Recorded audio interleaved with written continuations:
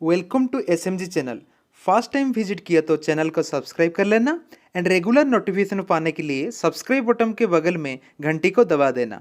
तो चलिए दोस्तों, इस वीडियो को स्टार्ट कर लेते हैं। आज एनालिसिस करेंगे डिक्सन टेक्नोलॉजी के ऊपर। तो step by step details analysis करेंगे, तो वीडियो को बिना स्किप करके अंत तक देखिए। एंड लास्ट में चार्ट एनालिसिस करेंगे एंड स्टॉक का टारगेट क्या हो सकता है उसको डिस्कस करेंगे। पहले डिक्सन टेक्नोलॉजी काम क्या करता है। Dixon technology India is the largest home growth design focused and solution company engaged in manufacturing products in the consumer durables, lighting and mobile phone, smartphones market in India.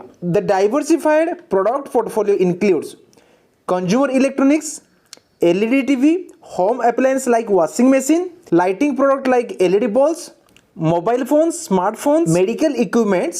Dixon also provides solution in reverse logistics, in repair and refurbishment service of set-top box, mobile phone, smartphones and LED TV.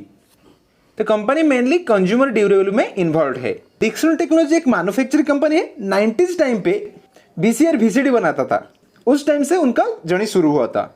ये बड़े बड़े company के साथ हाथ मिलाता था, जैसे कि फिलिप्स, सैमसंग, हावेल्स, बजाज। तो उनके रिक्वायरमेंट के हिसाब से वो प्रोडक्ट बना रहा था। कंपनी का जो भी टाइप का डिजाइनिंग एंड मॉडल जरूरत था वो डिक्सन फुलफिल कर रहा था। कंपनी के की पॉइंट्स क्या क्या है देखो। Brands behind brands. Dixon is the biggest manufacturer LED TV in India, producing TV brand like Samsung, Panasonic, Xiaomi, TCL and business model देखो। कंपनी ऑपरेट्स ओनली 2 मॉडल्स, एक है OEM एंड अनदर है ODM। ODM का मतलब क्या है देखो, original designing model. इसमें खुद के पास IP राइट था, खुद का डिजाइनिंग है एंड खुद का मैन्युफैक्चर भी हो रहा था। बट OEM में क्या हो रहा था, वो अदर कंपनी का डिमांड से ये मैन्युफैक्चरिंग कर रहा था। कंपनी का रेवेन्यू ब्रेकअप देखो। LED टेलीविजन से 48%, होम अप्लायंस से 9%, लाइटिंग सिस्टम से 26%, मोबाइल फोन से 12% एंड सिक्योरिटी सिस्टम से ओनली 5% आता है। तो ज्यादातर कंपनी का रेवेन्यू टेलीविजन सेक्टर से आता है। तो स्टॉक ने 1 वीक में जो रिटर्न प्रोवाइड किया है ये नेगेटिव पे है 5.87% एंड 1 मंथ में जो रिटर्न प्रोवाइड किया है -3.25%। बट लॉन्ग टर्म में देखो, 1 साल में ये दिया है 181%। तो लॉन्ग टर्म में ये कंपनी बहुत अच्छा रिटर्न प्रोवाइड किया है। एंड फाइनली 5 साल में देखो, ये ऑलरेडी 5 साल नहीं हुआ है क्योंकि कंपनी जो लिस्टिंग हुआ था सितंबर 2017 से। तो सितंबर 2017 से अभी तक रिटर्न जो प्रोवाइड किया है 644%। मतलब 4 साल में आपको कैपिटल को 6.5 गुना कर चुका है। अभी कंपनी के क्वार्टरली रिजल्ट देखो। कंपनी के सेल्स कैसे हो रहे देखो। पिछले 3 क्वार्टर से सेल्स में इतना खास इंप्रूवमेंट नहीं है, क्योंकि देखो दिसंबर 2018 में जो सेल्स हुआ था 1897 एंड मार्च में देखो 1839 एंड फाइनली ये क्वार्टर में 1531। तो सेल्स में बैक टू बैक गिरावट है।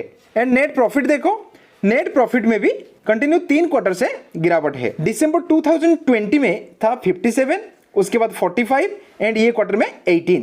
तो कंटिन्यूअसली देखो 3 क्वार्टर नेट प्रॉफिट में डाउनफॉल है। बट कंपनी एनुअल बेसिस पे सेल्स एंड प्रॉफिट अच्छा कर रहा है, क्योंकि देखो 2019 में जो सेल्स था 2984 एंड 2020 में 4400 एंड फाइनली 2021 में 6448। सेल्स कंटिन्यूअसली ग्रोथ हो रहा है एनुअल बेसिस पे एंड नेट प्रॉफिट भी एनुअल बेसिस पे कंटिन्यूअसली ग्रोथ हो रहा है। 19 में था 63, 20 में है 120 एंड 21 में जो नेट प्रॉफिट है 159। तो एनुअली बेसिस पे कंपनी अच्छा कर रहा है, बट क्वार्टरली बेसिस पे थोड़ा बहुत प्रॉफिट एंड सेल्स में गिरावट है।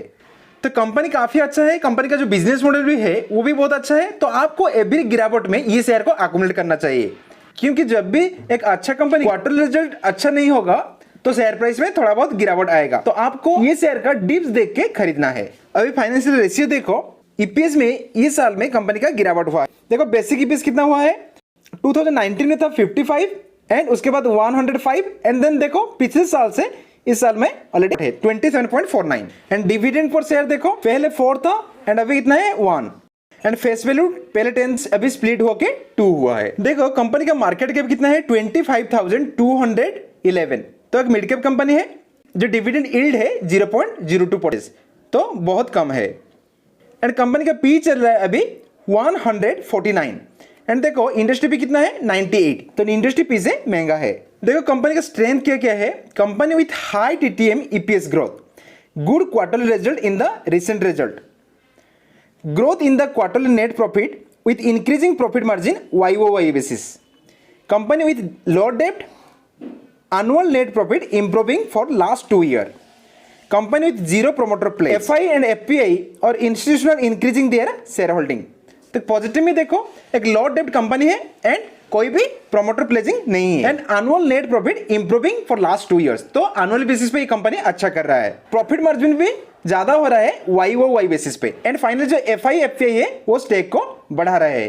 कंपनी के वीकनेस क्या देखो, mutual fund decrease their share holding last quarter, decline in net profit with falling profit margin Q1, declining revenue every quarter for last past 2 quarter, declining profit every quarter for last past 2 quarter, promoter decreasing their share holding. तो ये quarter में mutual fund थोड़ा stake को reduce किया है and company की जो profit margin है वो क्वार्टर टू क्वार्टर बेसिस पे डिक्रीज हो रहा है एंड पिछले 2 quarter से कंपनी का रेवेन्यू भी डिक्रीज हो रहा है।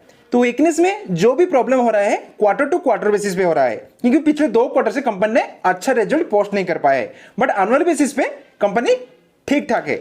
अभी प्रोमोटर होल्डिंग देखो, प्रोमोटर होल्डिंग पिछले क्वार्टर में था कितना 35.04, अब कितना है 35.03। तो प्रोमोटर ने मिनिमल रिड्यूस किया है एंड FI देखो, FI कंटिन्यूसली स्टेक को राइज कर रहा है। DI देखो पिछले क्वार्टर में था 11.02, अब कितना है 9.48। तो कंटिन्यूसली DI इसमें स्टेक को बेच रहा है।